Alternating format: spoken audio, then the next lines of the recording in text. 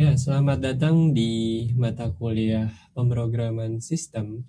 Pada perkuliahan ini kita akan mencoba untuk mempelajari modul background process dan daemon process.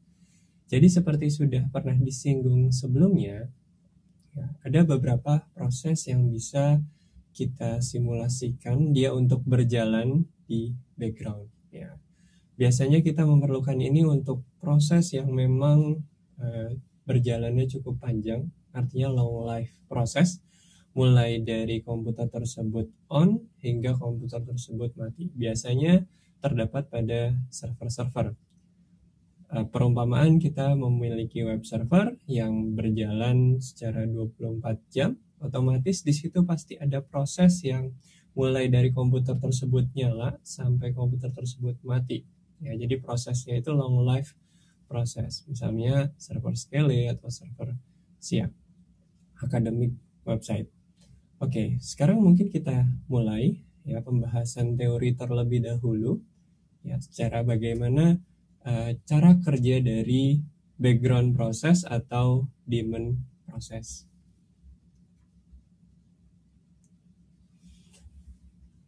Oke, jadi seperti kita tahu bahwa sebelumnya kita sudah mempelajari mengenai signal handling ya. Lalu kita mempelajari juga shell pada modul sebelumnya. Pada modul kali ini kita akan mempelajari daemons dan background process. Seperti kita tahu bahwa daemons memang sengaja dibuat agar kita bisa menjalankan suatu aplikasi tanpa kita controlling terminalnya. Jadi dia berjalan terus-menerus dari awal komputer tersebut power on sampai komputer tersebut power off. Ada juga yang namanya background process. Ya. Mungkin dari segi teknikal atau implementasi untuk mengimplementasikan daemons dan background process itu cukup mudah. Namun di modul ini kita akan membahas bukan hanya dari sisi teknikalnya, tapi bagaimana cara kerja dari daemons ataupun background process. Oke, kalau kita lihat dari kata-katanya, ya berasal dari kata daemon. Ya, kalian bisa lihat lebih dalam lagi apa itu daemon process. Daemon process itu seperti long life process yang mulai dari sistem itu start ya atau sistem itu berjalan sampai sistem itu mati. Dan dia berjalan di dalam background tanpa controlling terminal di sana. Ya, biasanya memang ada di dalam server. Beberapa contoh daemon proses di sini ada cron job, ada SSHD, ada HTTPD, ada inet dan host APD. Ya, seperti kita tahu, setiap kali kita melakukan SSH, pasti harus ada proses yang melakukan listening terhadap suatu port. Ya, jadi ketika kita mengakses suatu komputer menggunakan SSH atau menggunakan beberapa program lainnya, pasti harus ada daemon atau harus ada long life process di dalam komputer tersebut untuk menunggu kita atau listening di dalam port kita. Ya, jadi salah satunya adalah ada HTTPD, ada inetd, ada SSHD. Ada juga host APD di sini. Jadi mungkin kalian bisa coba explore lagi ya mengenai masing-masing contoh daemon proses ini. Ada cron job di sini. Nah, di sini tipe kali biasanya ketika suatu proses itu akan mencoba untuk menjadi daemon, yang dilakukan adalah melakukan fork pertama ya. Parentnya exit terlebih dahulu. Tapi di sini child-nya tetap hidup ya. Biasanya diadopsi oleh init proses. Lalu child terus menjalankan prosesnya di dalam background ya. Walaupun child di sini bukan proses group leader. Ya, start new session di sana, dia bebas dari terminalnya, artinya dia tidak memiliki controlling terminal. Jadi biasanya daemon itu ciri-cirinya dia tidak memiliki controlling terminal. Bukan berarti tidak bisa dikontrol, ya, tapi kita biasanya kalau kita jalanin program tersebut akan muncul di interface dari terminal kita. Ya, baik itu misalnya ada GUI-nya atau tidak ada GUI-nya. Yang penting terminal itu bisa jadi controlling kita terhadap program. Tapi di sini daemon tidak bisa tidak memiliki controlling terminal. Tapi tetap bisa dikontrol. Nanti harus ada mekanisme tersendiri agar kita bisa mengontrol daemon proses. Nah, di sini clear process UMass, terus current working directory-nya biasanya di change ke root, ya, karena sudah menjadi proses dari si sistem itu sendiri. Terus close all open file descriptor, biasanya dia akan mengopen dev null. Ya, biasanya dia punya beberapa output ya yang mungkin bisa kita save ke dalam dump file output dari program tersebut, atau misalnya bisa kita buang ke dev null. Nah, ini ada beberapa contoh program di dalam TLPI DIS ya. Kalian bisa coba ke VirtualBox kalian dan kita sama-sama mencoba TLPI DIS ini.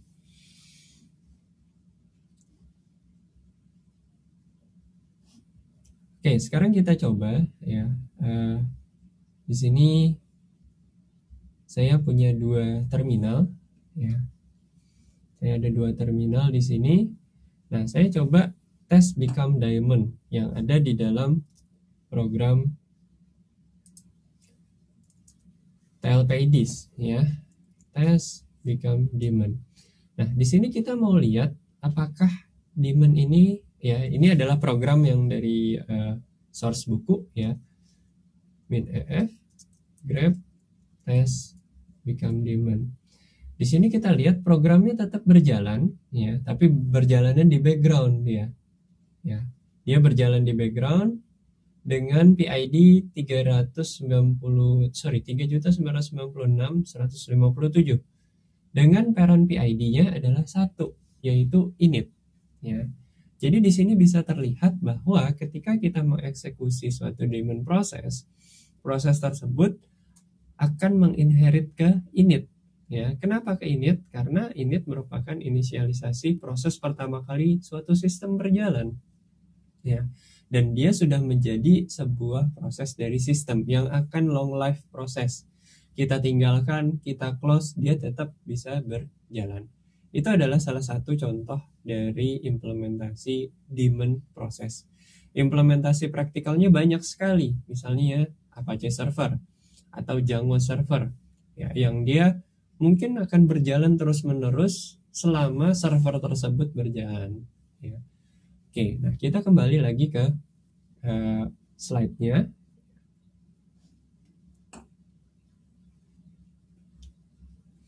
Nah, kalau kita lihat di sini ya, hasil dari program run daemon-nya bisa kita lihat bahwa dia mengimplementasi atau punya parent PID 1 yang merupakan init proses. Nah, jadi biasanya ketika kita membuat satu aplikasi yang berjalan di belakang atau daemon proses, di sini dia akan terminate pada saat sistem tersebut mati biasanya. Coba kita bayangkan bahwa suatu web server pasti akan mengeksekusi misalnya Apache Server ketika dia nyala, karena dia harus melayani sebagai web server. DB server dia harus mengeksekusi MySQL engine-nya. Ya. Jadi MySQL engine-nya di sini bisa kita kategorikan sebagai daemon proses, long life proses. Nah, proses tersebut tidak ada controlling terminal yang bisa kita kendalikan secara direct. Biasanya dia memiliki konfigurasi, dia memiliki misalnya service Apache 2 start atau service Apache 2 restart atau stop. Jadi controlling terminal kita tidak penuh dengan program tersebut, tapi program tersebut bisa kita kendalikan dengan beberapa komen. Ya, artinya ketika kita menuliskan program daemon, kita harus bisa mengendalikan program tersebut dengan komen-komen konfigurasi yang kita inginkan. Ya, misalnya stop, restart, atau start. Ya, jadi kemungkinan memory leaks di sini ada, ya, karena kan dia long life proses. Ya, jadi kebanyakan dari daemon juga memastikan hanya satu service yang jalan ya, pada satu waktu. Nah, di sini juga implement signal hub handler ya, karena kita butuh daemon ini untuk mati juga ketika misalnya kita untuk mereload configuration ya. Mereload configuration misalnya kalian punya suatu bisnis dan bisnis itu ada di dalam web server. Web server ini nggak boleh mati sama sekali. apa yang dilakukan, tapi kalian perlu mereload configuration Apache servernya. Yang kalian lakukan adalah mereload configuration Apache server tersebut, melakukan restart reload configuration. Jadi tidak mematikan proses yang sedang berjalan, tapi reload configuration tersebut membiarkan proses berjalan tapi dengan konfigurasi yang baru. Gitu. Ya, jadi di sini kita harus bisa mengimplementasi mekanisme untuk mereload konfigurasi tanpa kita harus men-stop ya atau men-restart daemon tersebut. Ya, karena konsekuensinya kalau di stop atau di restart, service dari web server tersebut otomatis akan mati. Ya. Oke, ini ada beberapa perbedaan umum yang bisa kita temukan antara daemon dan background proses. Ya, kalau kita lihat controlling terminal dari daemon itu tidak ada, ya. Yang tadi saya bilang, kita harus bisa mengimplementasi konfigurasi, reload configuration, kita harus bisa implementasi stopnya gimana, startnya gimana. Background proses kita punya kekuasaan untuk controlling terminalnya. Parent proses daemon itu init, biasanya background proses parent prosesnya adalah shell kita sendiri. Daemon di sini untuk run the whole system lifetime, sedangkan background proses itu tidak. Ya. Pada saat dieksekusi, biasanya daemon itu dimasukkan ke dalam sistem D atau boot script. Ya. Kalau background proses biasanya dieksekusi oleh shell. Ya, karena kita tahu bahwa daemon proses itu berjalan sejak awal komputer tersebut on sampai komputer tersebut mati.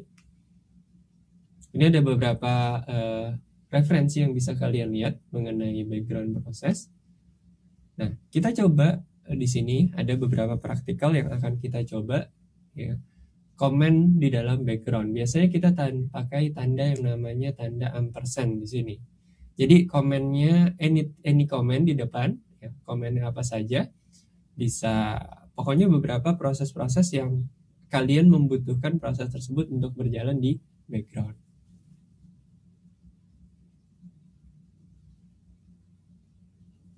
Nah, jadi kalau kita lihat di sini dari scriptnya sendiri ada script terus ada tanda ampersand. Terus ada komen 1, terus komen 2, ya, argumen terus ada ampersand. Ya, artinya ini bisa kita lakukan seperti ini. Jadi implementasinya tidak sulit, hanya menambahkan ampersand. Tapi yang perlu kita tahu filosofisnya adalah kita menggunakan ampersand, dia diimplementasi di sini. Parent prosesnya, kalau background proses itu adalah shell kita sendiri, sedangkan daemon di sini adalah init. Ya, ini yang cukup filosofis yang cukup penting yang kita harus understand atau mengerti. Ya. Oke, sekarang kita coba praktekkan. Ya, kita mencoba untuk meng-create ya loop 1 SH dan loop 2 SH. Jadi silahkan kalian coba implementasi code ini. Jadi kita punya untuk mensimulasikan kalau kita bilang itu sebagai looping forever, ya. Jadi ada program loop pertama yang looping forever dan program loop yang kedua yang looping forever juga.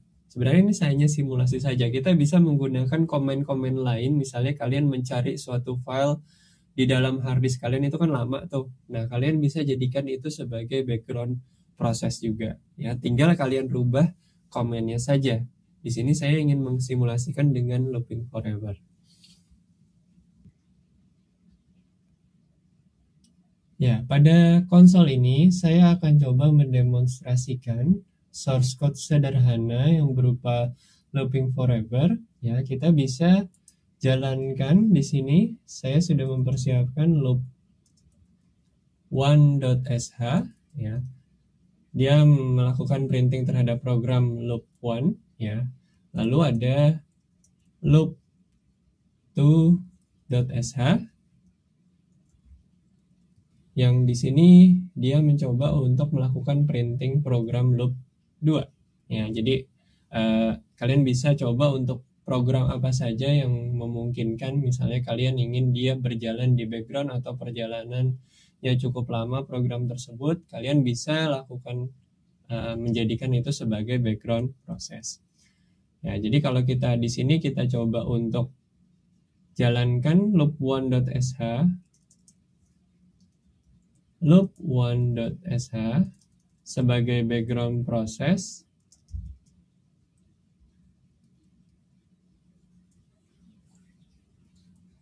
Loop one.sh sebagai background process. Kita kasih ampersand di belakangnya, ya, dia akan berjalan sebagai background process. Kalau kita lihat di sini ps min ef, terus kita grab loop one,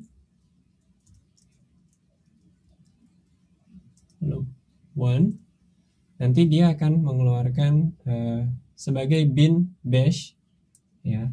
Di sini loop one.sh dan programnya sedang berjalan. Dan sebagai background process, terminalnya itu bisa kita interrupt di sini, ya. Terminalnya masih bisa kita kendalikan, ya. Ya, berbeda halnya kalau ini adalah program yang kita jalankan tanpa menggunakan ampersand di belakang atau tidak sebagai background process, ya. Jadi di sini saya masih bisa mengeksekut ls. Saya bisa menjalankan program lainnya. Misalnya saya menjalankan di sini loop2.sh. Ya. Oke, jadi ada dua program loop sekarang yang jalan. Kalau kita lihat di prosesnya, ya, ada dua program loop yang jalan, yaitu loop one.sh dan loop 2.sh. Dua-duanya berjalan di background, ya. Sorry, untuk yang loop 2.sh di sini kalau kita lihat, ya, di sini loop 2.sh tidak berjalan di background. Bagaimana? Karena saya mengeksekusinya tidak menggunakan ampersand. Nah, sekarang saya coba menggunakan ampersand di belakangnya. Loop one.sh saya pakai ampersand di belakangnya, ya. Oke, supaya jelas saya coba clear dulu, ya. Saya coba clear loop 2.sh, kita kasih ampersand di belakangnya. Oke, nah, sekarang saya memiliki dua program background di background. Nah, bagaimana saya memanage dua program background ini? Yang saya lakukan adalah dengan cara menggunakan yang namanya jobs min l, ya, untuk mengetahui apa saja yang berada di belakang atau di background proses saya yang saya lakukan dengan ampersand, ya.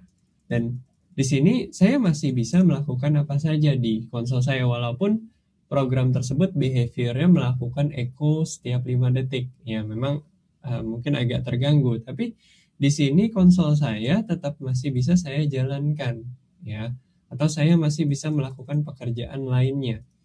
Ya, berbeda halnya jika saya coba menjalankan tanpa menggunakan background proses, ya. Saya tidak bisa melakukan apa-apa terhadap konsol saya.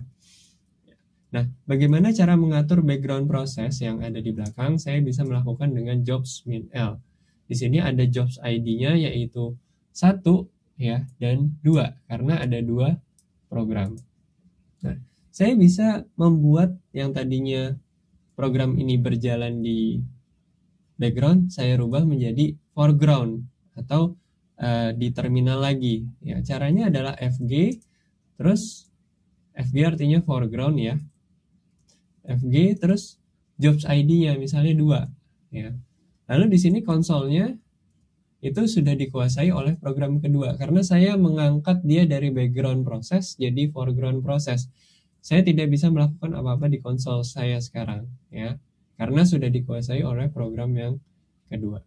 Saya mau suspend program kedua, yaitu dengan cara memberikan sinyal di sini si stop, yaitu dengan kontrol Z, ya.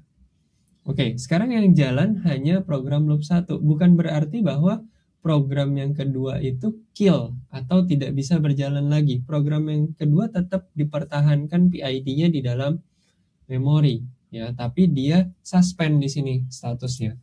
Kalau kita lihat di sini, loop kedua di sini masih ada, ya, dengan PID 189 dan parent PID 184850. Jadi bisa kita simpulkan bahwa di sini program tersebut belum berhenti, ya, atau belum di kill atau belum di remove dari proses yang ada di sistem saya, ya. Jadi program tersebut masih ada, saya bisa ketikkan jobs min L, ya, hanya dia stop saja atau suspend, jadi bukan berarti dia terkill, ya. Nah, saya juga mau coba matikan yang pertama, ya. Saya bisa lakukan dengan FG1. Saya up dulu, ya. Lalu saya suspend dengan mengetikkan atau memberikan sinyal stop, yaitu Ctrl Z. Oke, kalau kita lihat di sini jobs min L tidak ada program yang berjalan lagi, ya. Berjalan dalam artian dia suspend. Suspend. Jadi dia masih ada di dalam sistem saya, tapi dia suspend. Kalau kita lihat dia masih ada tuh PID-nya. Ya, 187, 189 di sini loop one, dan saya masih bisa menjalankan dia lagi, ya. Jadi saya masih bisa menjalankan dia kembali. Misalnya saya jalankan FG1. Ya. Oke, sekarang saya sudah menjalankan program loop saya lagi, ya. Artinya bukan program baru ya, tapi dia udah tadi suspend, atau bisa kita bilang di pause sebentar, terus kita bisa jalankan lagi. Oke.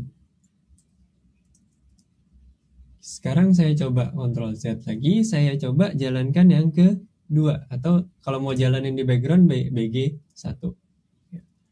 Untuk jalanin di background, kalau tadi jalankan di foreground. Saya mau jalanin yang kedua juga, ya, jalankan kembali BG2. Kalau kita lihat di sini jobs min L, ya, dua-duanya dalam keadaan running. Oke, ya, mudah-mudahan bisa dipahami ya. Jadi kita bisa mengontrol background proses kita dengan menggunakan jobs min L dengan beberapa perintah. Ada FG, ada BG di sana.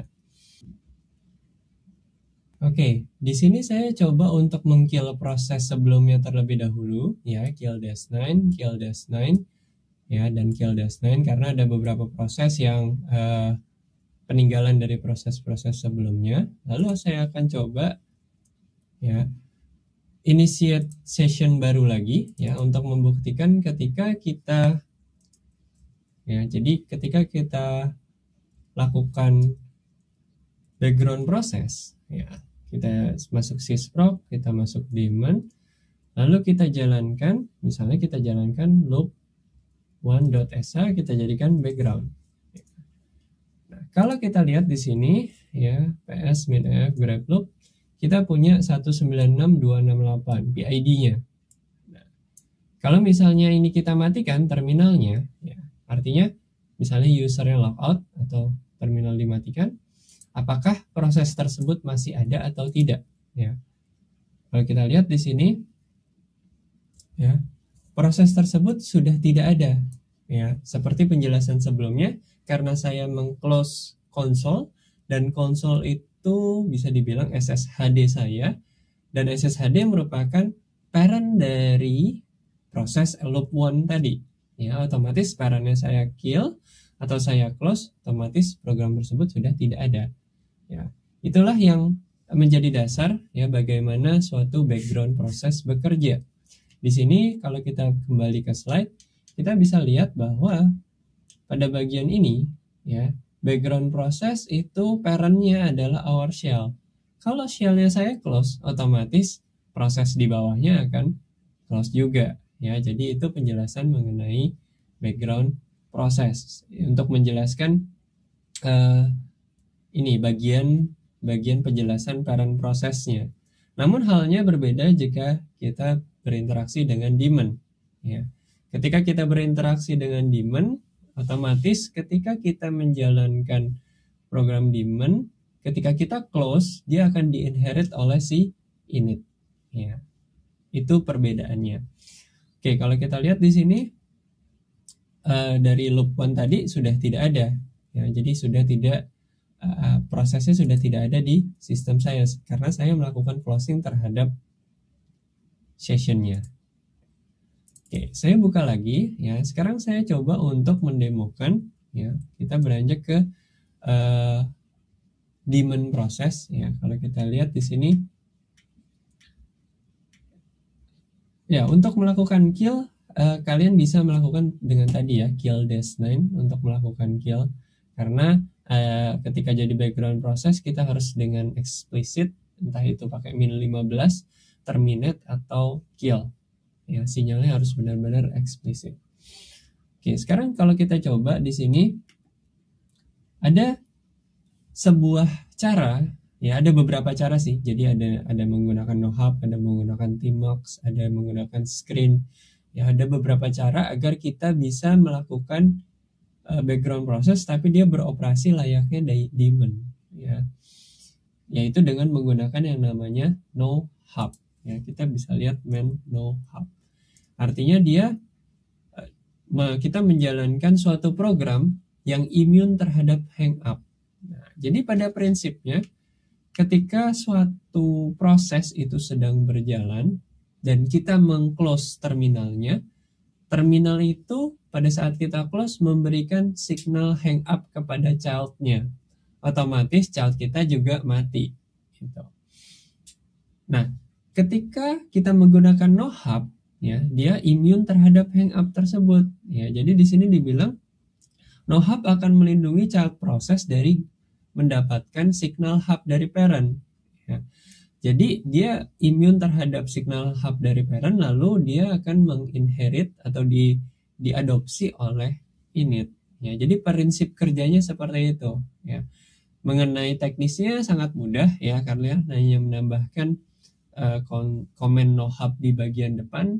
Secara default nanti dia akan memberikan output berupa nohub.out.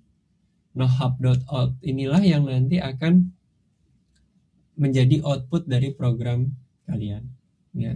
Dan kalau kita coba lihat, kita coba contohkan di sini,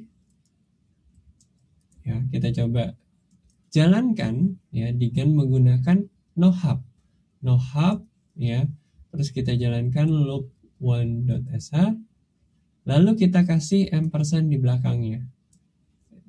Oke, sebelumnya saya mau coba remove dulu nohub.out yang sebelumnya agar cukup bersih.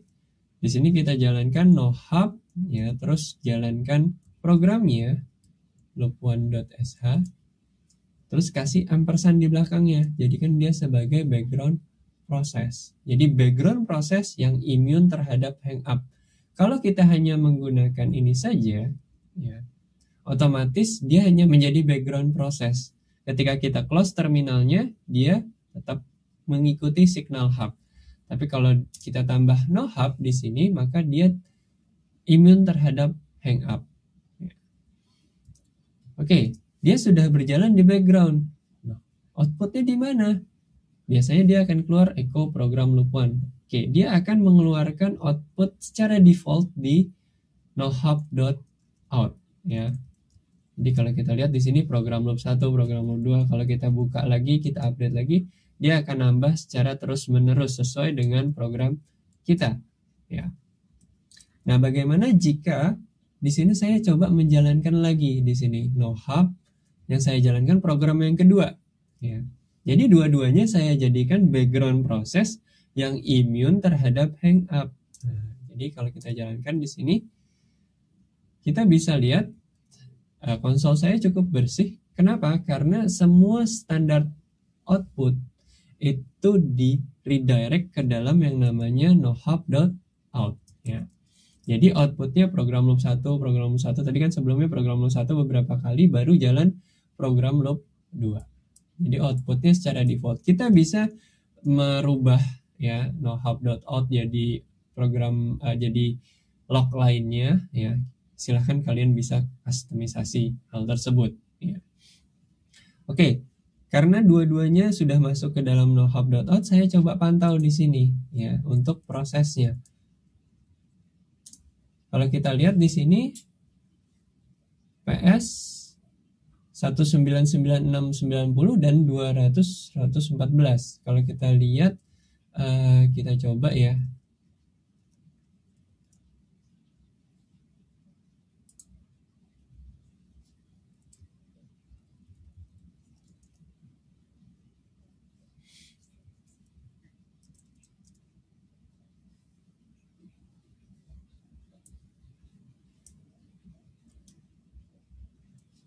Kita coba supaya lebih tergambar.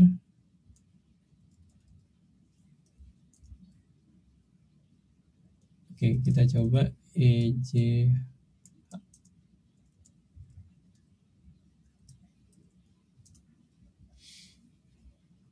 Oke, kita lihat yang ada ininya ya, apa namanya? Nginx. Nah, di sini kalau kita lihat loop 1.sh dan loop 2.sh ya. Kalau kita lihat dia memiliki parent ID, di sini ada si bash ya. Ada bash, terus ada script, ada bash, ada sshd di sini. Nah, sshd itu sebenarnya saya SSH ke komputer tersebut ya. Jadi di sini tingkatannya mulai dari parent yang atas sampai parent yang bawah. Oke, kalau kita lihat coba tadi ya di bagian ini ya. Loop 1.sh ada loop 2.sh. Nah, kalau kita lihat di sini dia parentnya adalah SSHD. Nah, kalau SSHD-nya saya close atau terminalnya saya close, apa yang terjadi ya? Kita coba lihat kembali. Saya coba close dulu ya, karena semua sudah saya buat no hub atau imun terhadap NHub. Oke, sekarang sudah saya close, saya coba clear lagi. Saya coba lihat di sini, saya punya loop 1.sh, ya ada loop 2.sh juga di sini. Cuman kalau mau lebih jelasnya kita ps-ef grep loop 1. Nah, di sini kita punya ya, dia diinherit oleh PID ya, di sini diinherit oleh PID 1 ya, atau diinherit sebagai init. Nah, inilah yang membedakan antara tadi background proses yang sebenarnya dia parentnya adalah SSHD, lalu SSHD-nya di kill, otomatis dia juga akan dikirimkan sinyal hang up. Nah, berbeda kalau kita pakai tadi ada no hang up di depannya, membuat suatu proses imun terhadap hang up. Ketika di SSHD-nya di kill ya, atau konsolnya saya close, dia mengirimkan sinyal tapi child-nya itu imun terhadap NHub, dan di sini dia diinherit oleh init ya. Jadi kalau kita lihat di penjelasan dari slide ya, parent prosesnya daemon itu adalah init ya. Kenapa init ya? Karena init merupakan program yang selalu berjalan ketika sebuah sistem itu berjalan juga, dan merupakan program pertama kali, PID pertama kali ketika sebuah sistem berjalan. Oke, ini sudah diinherit oleh init ya. PID-nya tetap sama, tapi dia diinherit oleh init. Berjalan atau tidak programnya? Tetap berjalan ya. Kalau kita lihat, dia akan selalu ngeprint terus menerus ya. Kalau kita masuk di sini clear, terus kita masuk di sini sysproc daemon ya. Kita lihat no hub ya, dia akan ngeprint terus menerus di nohub.out. Nah, sekarang kita coba bersih-bersih ya, kita coba kill dulu. Ya, di sini kita coba kill saja misalnya ya. Kill saja. Kira-kira dia bisa terkill atau tidak. Kita coba ya. Oke, dia terkill. Terus di sini kita coba untuk mengkill 200. Oke, kita coba periksa lagi. Oke, dua-duanya sudah bersih. Kalau yang bawah ini ya ini saya konsol saya untuk grab loop. Oke, itu salah satu yang bisa menggambarkan perbedaan antara background proses dan daemon proses. Ya, controlling terminal juga tadi kita sudah bahas. Ya. Kalau daemon ya kita tidak bisa mengontrol terminalnya. Sedangkan background proses ya kita bisa mengontrol terminalnya. Oke, biasanya juga daemon diawali pada saat boot script. Background proses biasanya di dalam shell-nya. Oke, nah sekarang ada beberapa hal yang bisa kita lakukan ya, selain menggunakan nohub ya, ada juga namanya disown di sini ya. Oke, di sini ada contoh berikutnya yaitu mengenai nohub example ya. Ini ada contoh lain menggunakan NoHub. Artinya aplikatifnya tidak hanya untuk forever loop, tapi kalian ingin suatu proses yang berjalan secara lama atau terus menerus tanpa hang up, ya. Atau ketika konsol kalian keluar, kalian bisa tetap menjalankan proses tersebut. Jadi banyak implementasinya di sini. Oke, saya remove dulu nohub.out-nya supaya bersih. Lalu saya coba di sini, di sini sudah ada website kambing yang sudah saya tulis seperti yang ada di slide. Ya, jadi saya bisa buat nohub, ya, widget, atau saya mau download ISO dari website kambing di sini. Min-i kambing.txt. Saya kasih ampersand di belakangnya. Jadi di sini adalah kita mengeksekusi program widget, ya, immune terhadap Hangout sebagai background proses. Ya. Oke, kita coba, ya. Kita pantaunya bisa lewat di nohub.out-nya. Di sini kalau kita lihat, ini adalah output ketika kita sedang mendownload. Oke, sudah berapa sih kita mendownload? Gitu. Dia akan berjalan terus-menerus angkanya. Atau mau coba langsung ke yang bawah. Oke, sudah 48 megaan yang di-download. Sekarang saya coba clear dulu. Nah, kita coba pantau di sini. Widget. Nah, grab. Oke, dia sedang berjalan. Kalau konsolnya saya close di sini, oke, otomatis dia masih tetap, ya, berjalan di sana dengan PID-nya 1. Ya, jadi mudah-mudahan bisa dimengerti ya.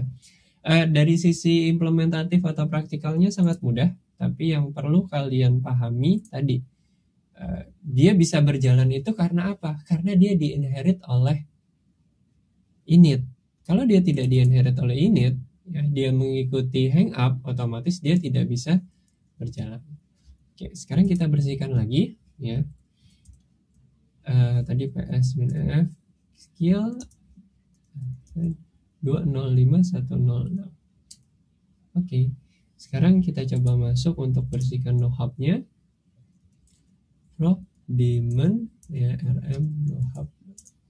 Nah, selain kita menggunakan nohub, ya, ada beberapa opsi bagaimana kita bisa memperlakukan background proses hampir mirip menjadi daemon proses.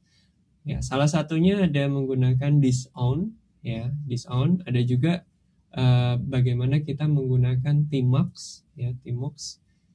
Ada juga yang menggunakan screen. Ya, beberapa perangkat-perangkat toolkit bisa kita gunakan sebagai tool agar program kita bisa berjalan secara terus-menerus. Oke, di sini saya mau coba untuk buat suatu background proses, ya. Jadi saya mau coba buat suatu background proses, ya, loop one.sh, ya, saya jadikan background di sini. Lalu saya buat dia jobs min-l. Saya mau lihat, oh, dia jalan di running. Saya mau disown. Ya.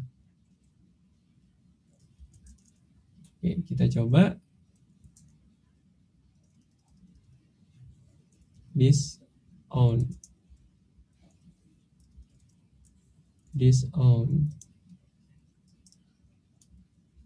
Clear, disown. Oke, ya, komennya ini ya, disown 1. Jobs ID-nya adalah 1. Ya. Kalau kita lihat di jobs min-l, ya,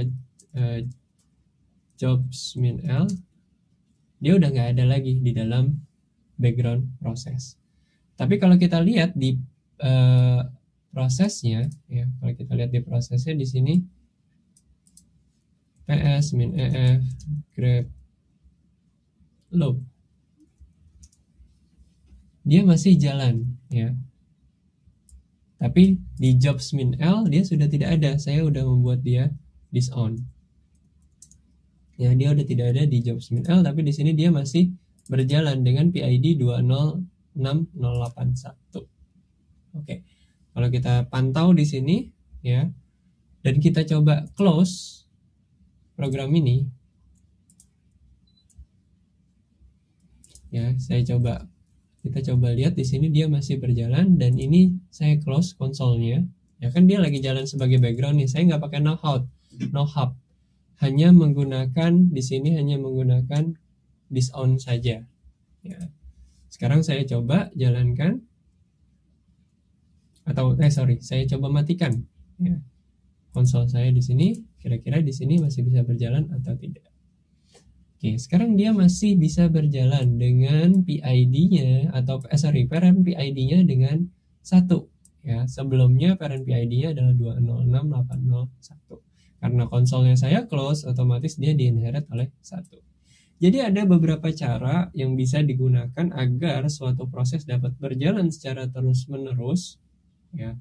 Dan dia pada prinsipnya teknikalnya sangat mudah, ya. Ada beberapa teknik-teknik, ada menggunakan no hub, ada menggunakan tmux, ada menggunakan this on, ada juga yang menggunakan screen, ya. Tapi yang perlu dan penting kalian pahami bahwa dia bisa berjalan itu karena diinherit oleh init, ya. Ya, jadi pada prinsipnya bukan hanya berjalan di background, tapi dia sudah menjadi anak dari init, ya, sehingga dia bisa berjalan terus-menerus, bukan dari parent yang sesungguhnya. Jadi kuncinya adalah di situ. Ya.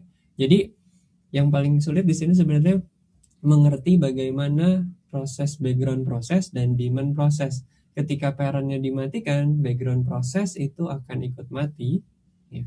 Tapi ketika kita coba membuat si proses tersebut immune terhadap hang up dengan menggunakan berbagai cara, contohnya dengan menggunakan disown, dengan menggunakan no hub, ada juga beberapa program-program lain, ada namanya tmux, ada namanya screen. Kalian bisa coba explore beberapa program tersebut, ya. Oke, jadi program-program ini akan secara graceful, ya, dia akan membiarkan program tersebut untuk berjalan atau memprotek program tersebut terhadap hang up. Oke, jadi untuk materi background proses dan daemon proses sampai di sini dulu, ya. Mudah-mudahan kalian bisa memiliki pemahaman untuk membedakan secara filosofis dan secara praktikal bagaimana membedakan antara daemon proses dan background proses. Oke, jadi mungkin goal dari modul ini adalah kalian bisa membedakan antara apa itu background proses, apa itu daemon proses, dan kapan kalian bisa memakai daemon proses atau background proses. Terutama daemon proses bisa kalian pakai pada beberapa program yang long life proses dari sejak awal komputer tersebut hidup sampai komputer tersebut mati. Oke, sekian dulu pembahasan pada modul ini. Terima kasih atas perhatiannya. Semoga bermanfaat.